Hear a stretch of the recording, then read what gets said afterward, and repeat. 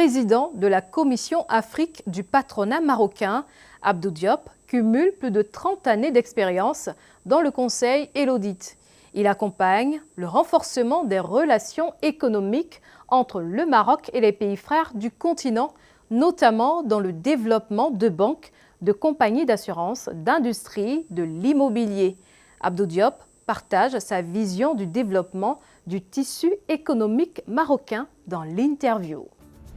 Quelle est votre vision du développement du tissu économique marocain et de la position du Maroc en tant que hub en Afrique? Aujourd'hui, les entreprises marocaines, depuis plus d'une vingtaine d'années, sont en train de se développer de manière forte sur le continent. Et donc, quand on voit très clairement, nous sommes positionnés dans plus d'une quarantaine de pays africains à travers différents secteurs. Et aujourd'hui, l'Afrique centrale constitue aussi un terrain où nous avons déjà un développement des services financiers, des télécoms, un certain nombre d'autres services à valeur ajoutée, mais également depuis quelques années de sujets comme l'agriculture, l'agro-industrie et les BTP. Comment les entreprises marocaines peuvent-elles accompagner les entreprises centrafricaines dans le cadre de la coopération Sud-Sud? Aujourd'hui, quand on parle particulièrement de la République centrafricaine, les sujets stratégiques sont clairs.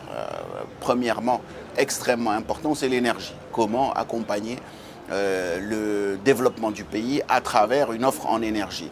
Il y a du potentiel extrêmement important en hydroélectricité, en solaire. Il y a une centrale intéressante qu'il faut réhabiliter. Il y a encore du potentiel à créer. Donc nous avons des acteurs clés comme l'ONE, comme Mazen, etc.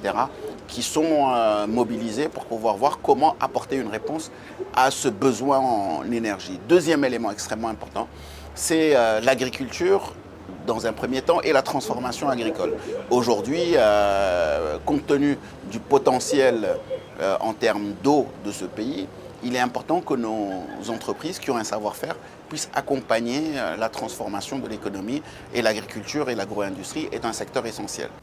Comment les projets d'interconnexion de corridors commerciaux ou de systèmes financiers intégrés sont-ils une priorité diplomatique et économique?